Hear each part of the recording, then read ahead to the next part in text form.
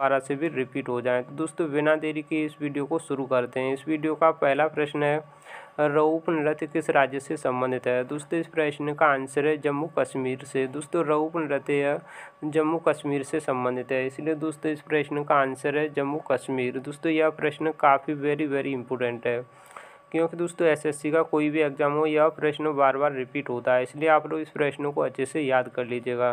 दोस्तों मैंने यहाँ पर कुछ राज्यों के महत्वपूर्ण लोक नृत्य लिए हैं जो दोस्तों प्रश्न अक्सर परीक्षा में पूछे जाते हैं, जिन्हें आप लोग अच्छे से याद कर लीजिएगा। दोस्तों आंध्र प्रदेश का कुचिपुड़ी, धामसा, कोलट्टम, लम्बाड़ी, दप्पू आदि यह आंध्र प्रदेश राज्य के प्रमुख लोक नृत्य हैं। जम्मू कश्मीर का दोस्तों रऊप, हीकत, मंदजात, कूद और दांडी नाच यह जम्मू कश्मीर के प्रमुख लोक नृत्य हैं। कर्नाटक राज्य के दोस्तों यक्षगान, सुग्गी, कुनिता और करगा।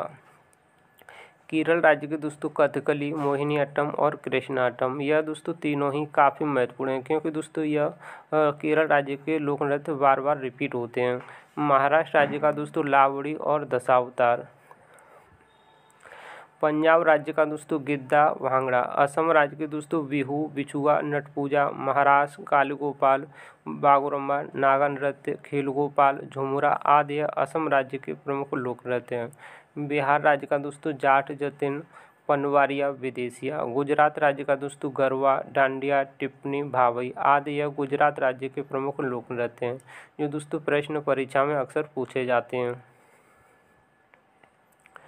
अगला प्रश्न है दोस्तों 2011 की जनगणना के अनुसार भारत का जनसंख्या घनत्व कितना है? दोस्तों इस प्रश्न का आंसर है 382 लोग प्रति वर्ग किलोमीटर। दोस्तों 2011 की जनगणना के अनुसार भारत का जनसंख्या घनत्व यह 382 लोग प्रति वर्ग किलोमीटर है, इसलिए दोस्तों इस प्रश्न का आंसर है 382 लोग प्रति वर्ग किलोमीटर। दोस्तों यह प्रश्न जनसंख्या से संबंधित है, और दोस्तों एसएससी का कोई भी एग्जाम हो, हर एक एग्जाम में और हर एक शिफ्ट में 1 से 2 प्रश्न जनसंख्या से संबंधित जरूर पूछे जाते हैं, इसलिए दोस्तों मैंने यहाँ पर जनसंख्या से संबंधित कुछ प्रश्न लिए हैं जिन्हें आप लोग याद कर लीजिएगा।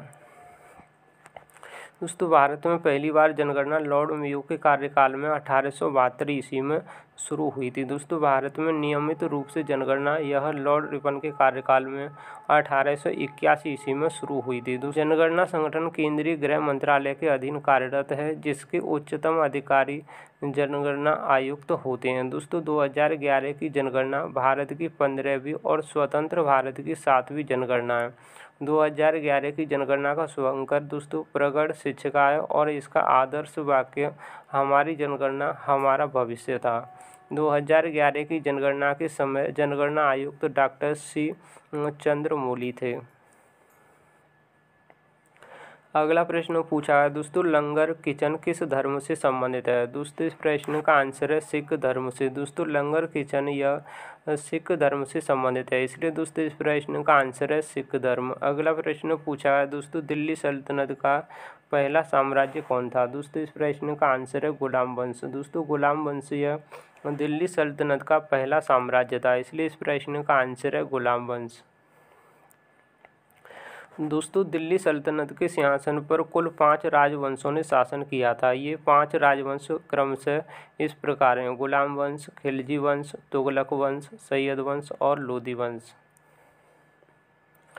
अगला प्रश्न पूछा गया दोस्तों भारतीय संविधान के भीतर चुनाव की फर्स्ट द पोस्ट प्रणाली किस देश के संविधान से ली गई है? दोस्तों इस प्रश्न का आंसर है ब्रिटेन से। दोस्तों भारतीय संविधान के भीतर चुनाव की फर्स्ट द पोस्ट प्रणाली यह ब्रिटेन से अपनाई गई है, इसलिए दोस्तों इस प्रश्न का आंसर है ब्रिटेन। अगला प्रश्न पूछा है दोस्तों वर्तमान समय में कर्नाटक के मुख्यमंत्री कौन है? दोस्तों इस प्रश्न का आंसर है सिद्धारमैया। दोस्तों सिद्धारमैया यह वर्तमान समय में कर्नाटक के मुख्यमंत्री हैं, इसलिए दोस्तों इस प्रश्न का आंसर है सिद्धारमैया।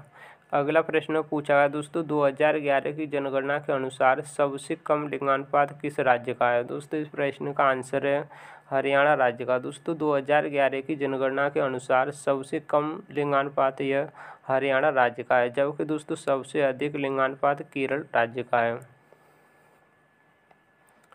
अगला प्रश्न पूछा गया दोस्तों, संगीता शंकर किससे संबंधित हैं? दोस्तों इस प्रश्न का आंसर है वायलिन से। दोस्तों संगीता शंकर यह वायलिन से संबंधित हैं, इसलिए दोस्तों इस प्रश्न का आंसर है वायलिन। अगला प्रश्न पूछा गया दोस्तों, धारा किस में मापी जाती है? इस प्रश्न का आंसर है अमीटर में। दोस्तों धारा यह अमीटर द्वारा नापी जाती है, इसलिए दोस्तों इस प्रश्न का आंसर है अमीटर।